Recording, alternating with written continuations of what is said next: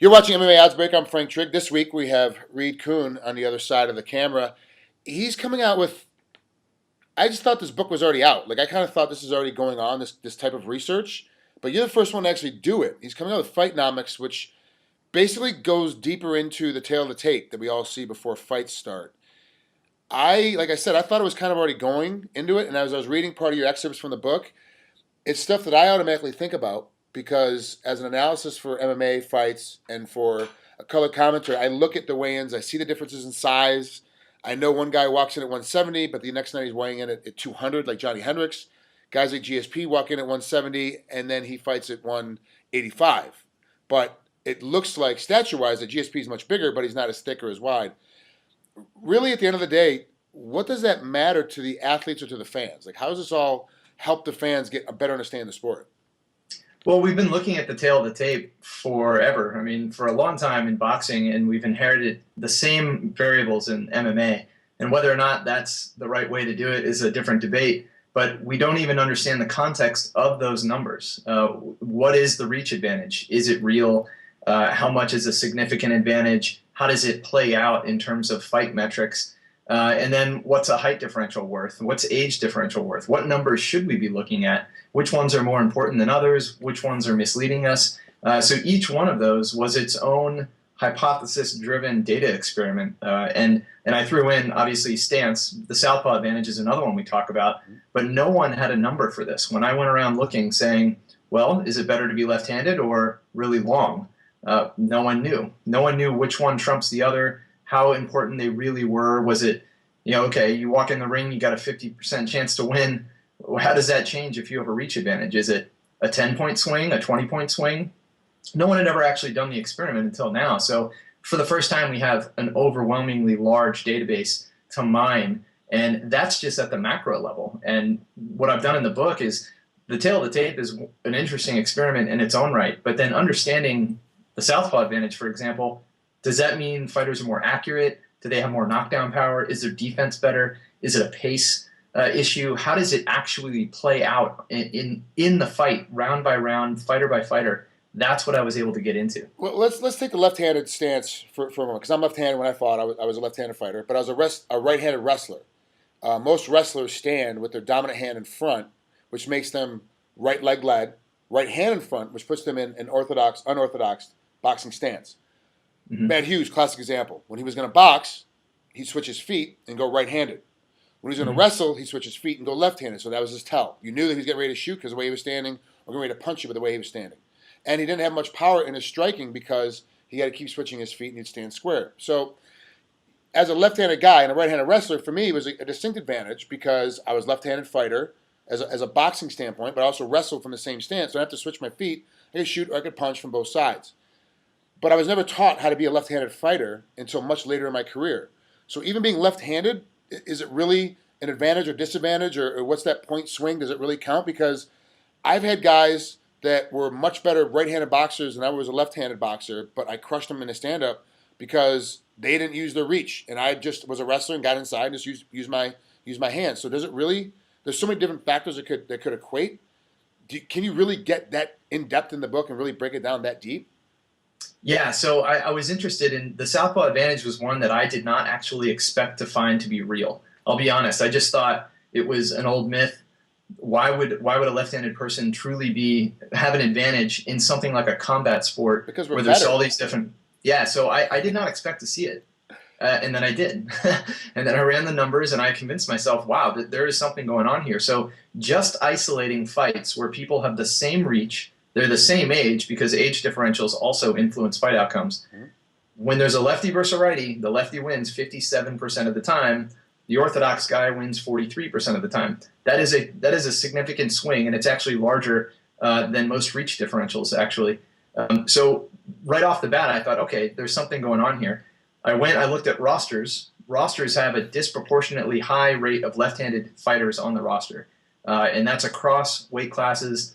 If you go into just the top 10 or just more recent, that trend actually maintains. So the higher you go, and at one point, actually, the top 10 ranks were up to 30%. Baseline for males is about 11% universally. 1 in 10 is a left-hander. but on the UFC roster, it's more like 3 out of 10. So something weird was going on there. And so the experiment got very weird when I looked at in-fight data, striking data specifically. The southpaws were outperforming the right-handed fighters, but the trick to this is not that the left-handed guys are inherently better.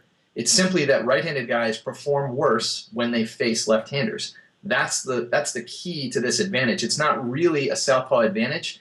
More accurately, it's a contra-southpaw disadvantage. So it just makes everybody worse when they face left-handed guys, even left-handed guys. That was a mind-blowing finding, was that their own performance goes down when they face other left-handers. Because there's no left-handers to train with.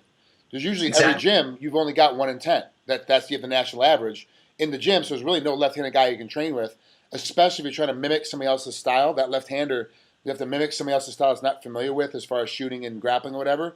There's no one to train with. So when you're going against this left-hander, you've had 20,000 hours to train against a righty and maybe 100 hours training against a lefty. So yeah, that makes complete sense. Now that you break it down that way.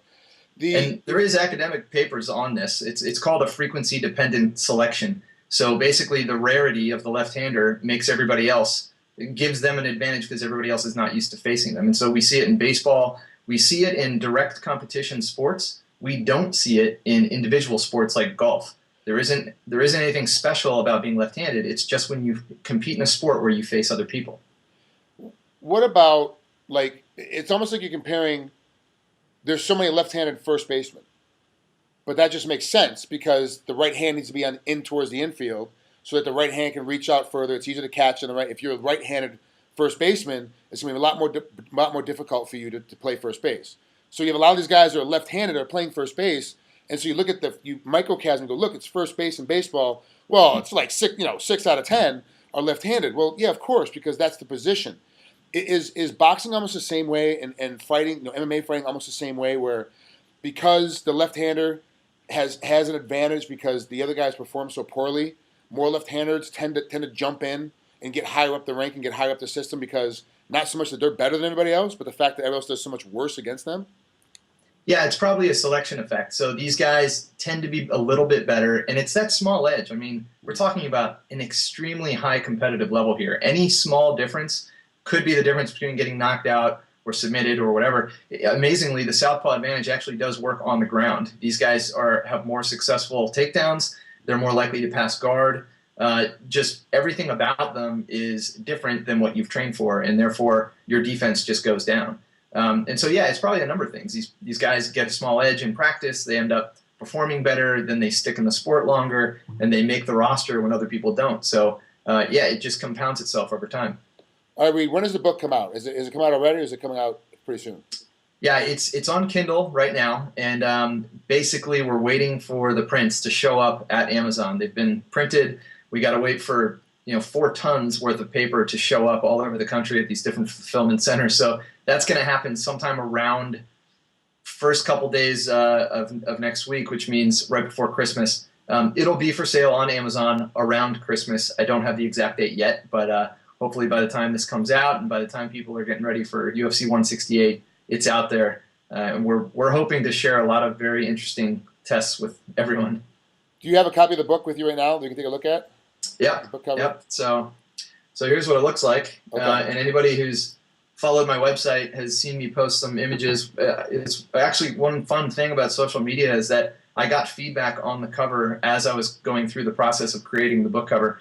So I posted it on Reddit and said, hey, what do you guys think? I got feedback, and it actually changed substantially over time.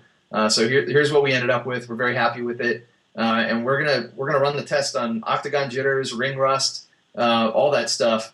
What country performs better in each aspect of MMA? We've got it all. We've broken down every conceivable variable that is available in the Fight Metric system. Because I'm a research fellow with Fight Metric, I'm allowed to analyze their data. So I have gone as far as I can with this material, and there's a lot of graphs to share, a lot of research, but there's a great story to tell. It also sounds like for the betting public, this is going to be a huge deal for the betting public to go in and get inside the numbers and get inside the lines, because we all know that the numbers are set kind of where the public is going to bet, not necessarily who's going to win or who's going to lose.